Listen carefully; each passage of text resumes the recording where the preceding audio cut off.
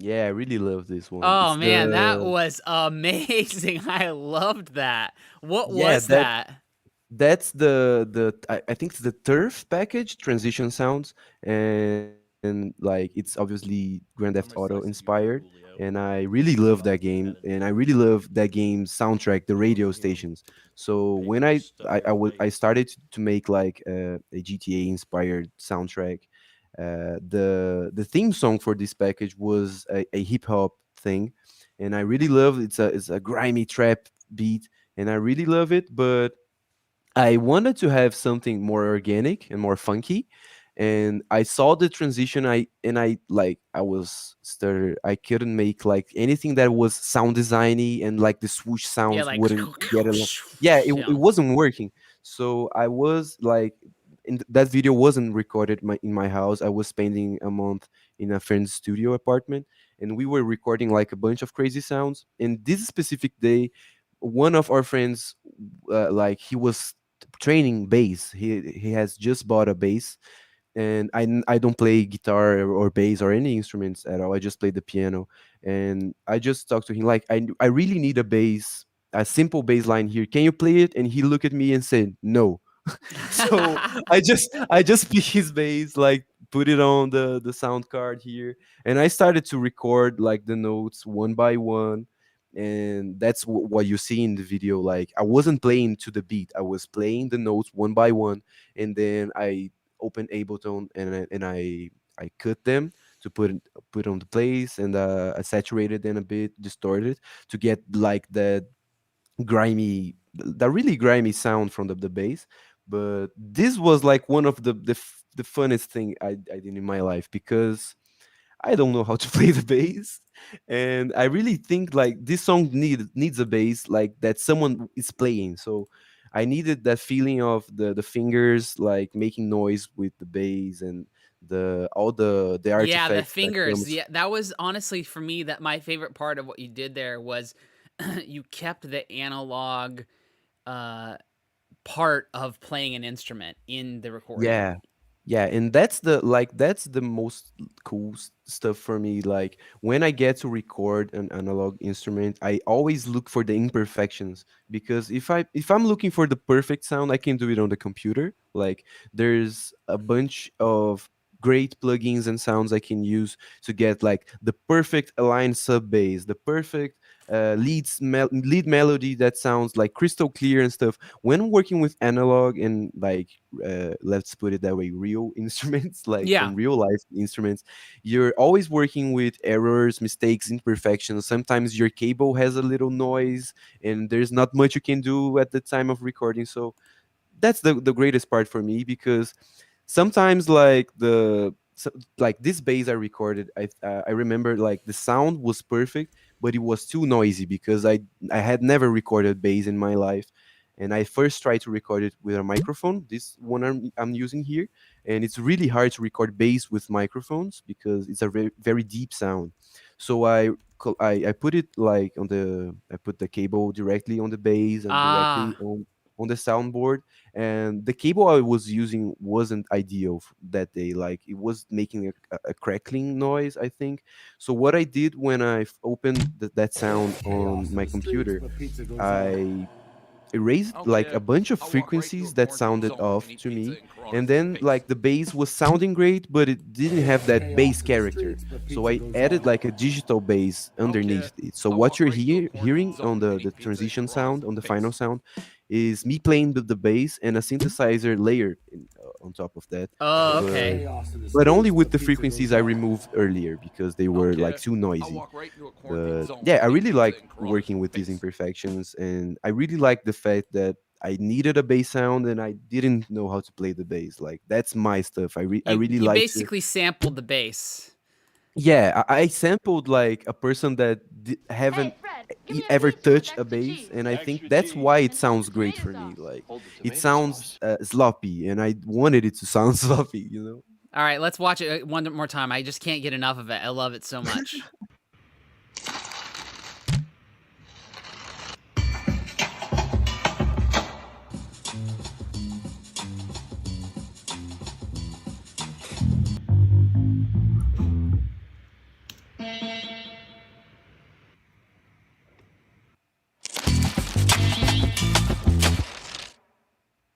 Yeah, Nice. I really like this one. Yeah, me too. Thank you I think for that's real sharing. talent, man. I don't know how you did it.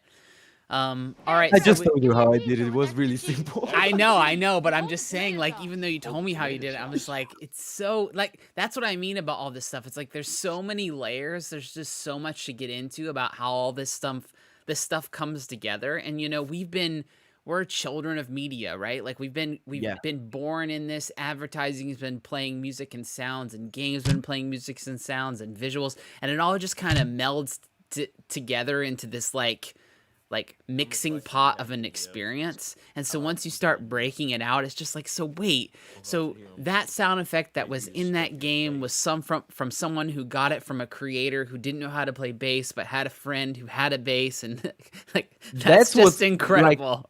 this what you're saying there is what keeps me going as a creative since I started like many years ago. Like I really like these moments when you see something and you're like, oh, like yeah, someone made this and there's a story behind it, and it must be a cool story, so I'll go after it. And then I discovered that there's so much details to music and art in general. Like even talking about the VBI projects, like the worst like visual designer I know. Like I can't align a text, I can't choose fonts, I can't draw for anything. But I'm making sounds in VBI, and I'm seeing like all these great professionals and creatives sending It's like true. sketches, and it's always perfect to me. And I see like all the time they're adding new stuff and removing stuff, and this isn't right. And for me, like visually is always so pretty. And I think I get what you're saying, because sound for me is like I get on the computer, I get on the keyboard, and it just comes to life. I try to not think too much. But when I look at the project, this project I'm showing you guys here for the pizza party has 24 channels, like 24 layers. It's not too Okay. much. Like there's some VBI songs that has like 100 layers. Wow. And that even isn't too much on a larger musical scale, because if you're talking like pop music in general, like you're picking someone like Jacob Collier. I don't know if you know this man, but Giveaway he's an time. oh Giveaway yeah. time. All right. So here's what I want to ask you to do, Pedro. If we Okay. could announce who won the giveaway, and then, like, as we say who it is, we we play the song again. Okay, The okay. pizza Yeah, yeah. song takes us out. Yeah, yeah. Um, all right. So let's see who was our winner here of the wave panels. Um, so what do you have any soundproofing for when you do recording in your Not here, because I live in a place where I can't make too much noise actually. Like my neighbors hate me. So I'm always with headphones and stuff. But when I'm at the studio, I always have like every soundproof that I can have. Like if you can soundproof your room, that's like the most important thing if you're going to record audio. Because like if you're only making beats in your room and you're not like worried that much about recording, then you can have a great headphone and that's okay. But if you're using a microphone, if you're recording like you're yourself playing the guitar or the drums or your voice for your stream, the sound shouldn't be bouncing on walls, because it don't sound nice. Especially if you're playing like music on your string. Like sometimes we're right? playing music on string, and the voice is like Yeah. echoing and stuff, and the music is on the middle, so you Well, get the it looks acoustic. like Living Dead Girl 5 won the wave panels. Let me get them over here. They're so cool. Um, so you can stick them up on your stream. And what I actually recommend doing is putting them up on the wall so that you can see them in the video of your stream, just because they add like this kind of like visual aesthetic that's really cool, and the shape of them. Um, Yeah.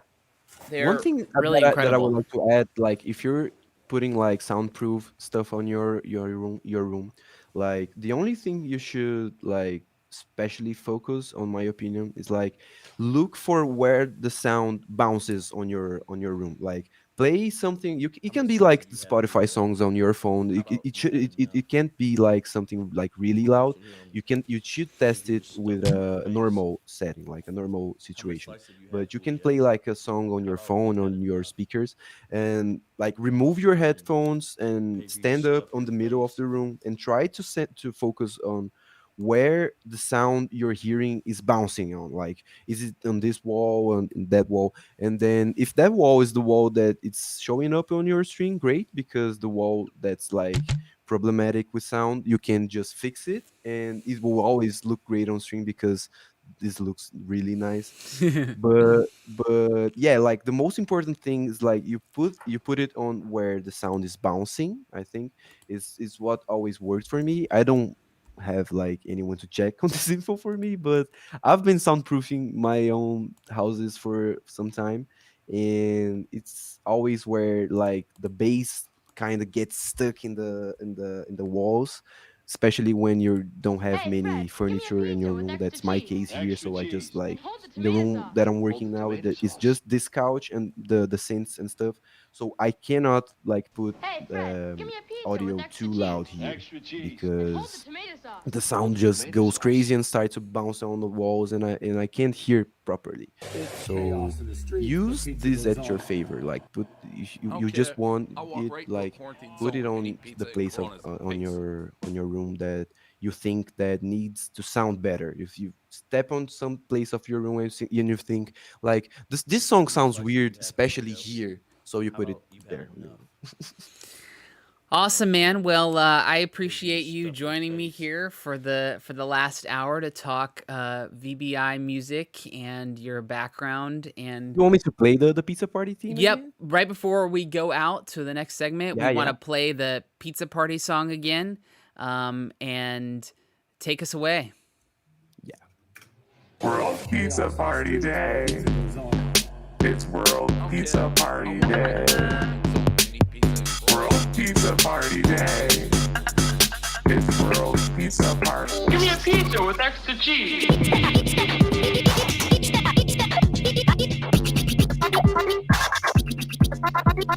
Today's special is It's chaos in the streets.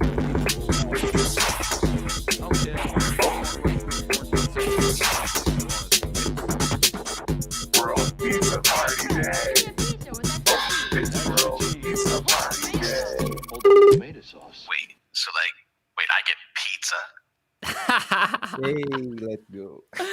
That was a great ender. Yeah, it's really incredible to have something like that to share on a stream because it's so unique and it's so fun, and you're so full of talent, and you're so young. You're really, I think you. Thank you're a you, really Derek. good inspiration for people, Pedro. Thank you, That man. just like, work at your craft and do what you love. All right, y'all. We'll be doing more raffles later today. We're gonna have a little break, and then we'll come back talking about World Pizza Party Day. It's actually a national holiday, which is funny. So we thought it Yeah. would be a fun thing to celebrate. We got some cool things that the VBI team has created that we'll reveal. So I'll play some of Pedro's music in the background, and we'll talk to you later, Pedro. Thank you so much, Derek. Thanks to everyone on VBI, and thank you for everyone that like people were so nice to me on the chat. Thank you so much. I hope to do this like many more times again. And just thank you so much. Obrigado, as we say in here in Brazil, or as we say in my friends group, é nóis. It's just like it's us in English. Part-time Potato said that they want you to plug your music before you go. Is there somewhere that Yeah. people can check you out on SoundCloud or something? Can you show my screen like real quick? I'll show it Yep. like really quick. So I also did like a Spotify playlist of inspirations. Like I will send it to you like on Discord. If someone can send it on chat, I'm not logged in my Twitch account right now. Okay. But I made this like VBI Pedro's inspirations playlist that has some of my own original music, but it's most like stuff I was talking about earlier, like a bunch of lo-fi J Dilla stuff, a bunch of great Brazilian artists that I really, really, really, really recommend everyone checking out. Like the the independent music community in Brazil is really strong and like has so much great art. You guys need to know this, like really. But if you want to listen to my songs, you can go to Spotify, YouTube, Deezer, Tidal, any platform, and just type Chediak. It's like Shediak. It's my last name, and you can always call me Pedro, but this is my my go-to internet name, and you can search for this in any social media. And I mostly do electronic stuff, but there's a bunch of hip hop stuff too. If you guys know, I have some collaborations with big pop artists from Brazil, like Pablo Vittar and like Tuyo, some bands from here that I really really love. And yeah, you can just go out there and explore it for yourself. I had a bunch of music videos on YouTube as well, and a music collective on Brazil called Lost Boys that you should check out if you want to know more about Brazilian electronic music and great music in general. Like, I'm surrounded by people that make wonderful art inside and outside of VBI, and I would really love to bring everyone with me, like when I can. And so I really appreciate everyone giving me this time to plug myself here. And I hope you like it, everyone. Thank you, thank you. I can suggest like this specific EP here, "The Moments Spent with You." This is my first release ever. It's from 2017, and this is where I started with music. So if you want to like listen to the beginning that I was talking about on the string earlier, you can listen to this project. Or like there's a bunch of music. There's the album I released last year. There was an EP 2 months ago. So just go out there, explore it, and have fun. Thank you. Thanks, Pedro. We will talk Thank to you, you later. Derek.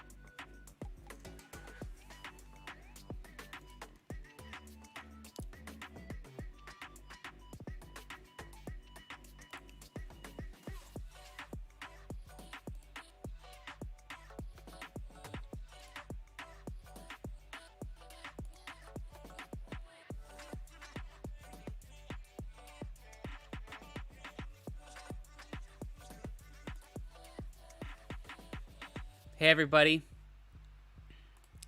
Hey everybody. My name's Derek Allen Rowe, and I'm gonna be kind of like the host today for the all-day live stream on the VBI Twitch channel. I have guests all day from the VBI team, from the video creators to animators and illustrators, and we just had an awesome segment with Pedro, who makes the music, who is actually like a big deal.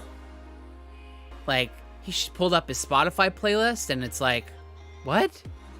Like, VBI's got a big deal musician on their team. He's knowledgeable in music.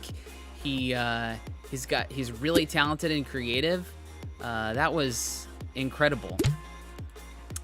All right, so now we're gonna kick off the World Pizza Party. So it's actually a national holiday. I don't know if you if anyone knew that we looked it up and we were pretty excited by it. So I don't know if everyone joining here today, they're like, you know, I'm gonna start celebrating National Pizza Party Day. No, we called it World Pizza Party Day because VBI is an international team. So yeah. So if you want to order a pizza and hang out with us during the day, we're gonna be streaming all day. We just gave away some wave panels, which I haven't put up yet in here because these are concrete walls and I wasn't sure how to do it, but they're really cool.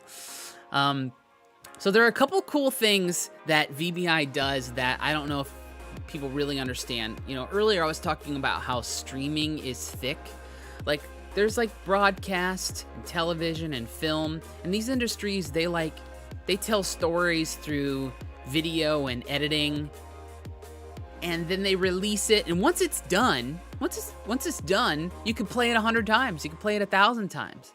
But what's interesting about live streaming is like the authenticity of being in the now. Like, I didn't rehearse what I'm gonna say. I'm just here talking with y'all, looking at the chat, looking at the screen, and all the technologies that make that work. It'll blow your mind. And there's a lot of players in the game, as you all probably know, OBS and Streamlabs and everything like that.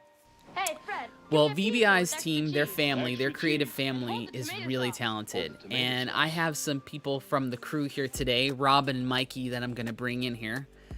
All right, let me add. Here's Robin and Mikey. Hey, y'all, can you hear me? Hello. Sure can. Right on. Robin, could you go ahead and introduce yourself? Well, Robin. Is that what you need? Yeah, that's it. I'm a designer and a creative engineer here at the VBI.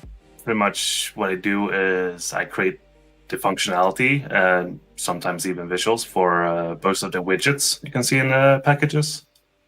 So yeah, that's my main focus.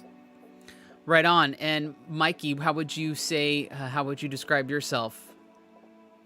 Hey, I'm Mikey. I'm also one of the creative engineers at VBI. And yeah, we basically make the magic happen with your alerts and widgets. We get them to display cool variations and have cool text effects and all that kind of goodness that keeps your streams fresh and fun. It's a lot of fun to work on, and yeah, it's well said, Mikey. It's kind of like that part of alerts and streaming that you don't really think about because you only see the graphics side of things, but there's a lot of stuff that goes into the back end to make things happen. Yeah, just over the last few weeks, I've learned so much about what it is that the VBI team has to kind of like stay up on, learn about, you know, just to be able to set up the giveaways today and sync it up with kind of announcements, which we'll be doing sort of like every 30 minutes throughout the day. I wasn't too sure if we should do like 2 giveaways each time. I'm not sure if we have enough stuff to give away. I'm gonna go ahead and bring it up here. We have a pretty cool list that Dan put together earlier today to show off the giveaways that we'll be giving away. I mean, it looks like we have enough to give something away every 30 minutes. You know? Yeah, Yeah, there's a lot of stuff there. Yeah, you know, do some Lots of goodies. yeah, doing some quick math there. So yeah, I think I was pretty tempted to enter for the panels. I I'm not gonna know. lie. Isn't that incredible? So yeah, so let's go ahead and let's start a giveaway here. So what do we give away? Yeah, so that's a really good question. What are we giving away this time? A Epoch Cam app? Yes, we're giving an Epoch camera away. Epoch Cam. It's ironic because we don't have cams at the moment. Yeah, that is. Yeah, no, that I really like that. That's pretty good. It's like, so if you want to show yourself, unlike Mikey and Robin right now, get hooked up with the Epoch Cam. Enter the raffle in the chat, and in 30 minutes we'll announce a winner. Cool. Good luck. So one of the things that you said, Mikey, that I really liked was you said that we make the magic happen, and I couldn't have said it better myself. I really kind of do think that what I've seen you and Robin doing, balancing between learning about existing technology and infrastructure, designing creative elements, and then figuring out the technology that would be necessary to do something with it in a programmatic, algorithmic way. I know there's when it comes to coding, there's a whole community of people that coders stand on. You know, it's like being able to use pre-existing things, and we can get into that later, like how you did it. But it's still really incredible, and I'm really curious. Like, I want to know, like, how did you get to doing this? Like, how are you here with all these skill sets currently? Hey, Fred, give me a pizza with extra cheese. So my entry into this kind of specific area of web development is more actually based around Twitch. So I got into this kind of coding when I was trying to work out how to make custom alerts for one of my streamer friends. This was back in 2015 or 16. And I started out basically in just CodePen, just toying around with some stuff that other streamers had made. And I was just editing it and, you know, getting to learn CSS. And it kind of just, went downhill from there, really. Uphill, man, uphill to the magic and the clouds. Yeah, it's been a lot of fun because you kind of have a very specific goal in mind when you're trying to make something for streaming. It's not like you're trying to build a whole app or build a whole website or anything. You're just trying to get this one thing to work specifically in this like one page for OBS in like a browser source. Yeah, it's very streamlined, very bite-sized. Yeah, so I think having that focus really helps you learn like Hey, Fred, give me a pizza with extra the kind of cheese. things that you need for making that kind of stuff. And then it's, once you get into it, it's like it opens up a whole world of coding, and you learn a lot more things. And I've been able to go to school for computer science after that, because it's a long story short. Basically, I switched directions. Oh, really? I was gonna be a biomedical scientist and all that, but I was I actually did get my degree for that, but then I was way more into coding at the time. So I kind of changed school directions, and it's really fun to be able to kind of mind-blowing actually to be able to actually do this for work. So that's awesome. I'm super grateful for the opportunities that I've had. Right on. So, Robin, how about you? How did you? I know you were telling me the other day that you had experience in the streaming before VBI.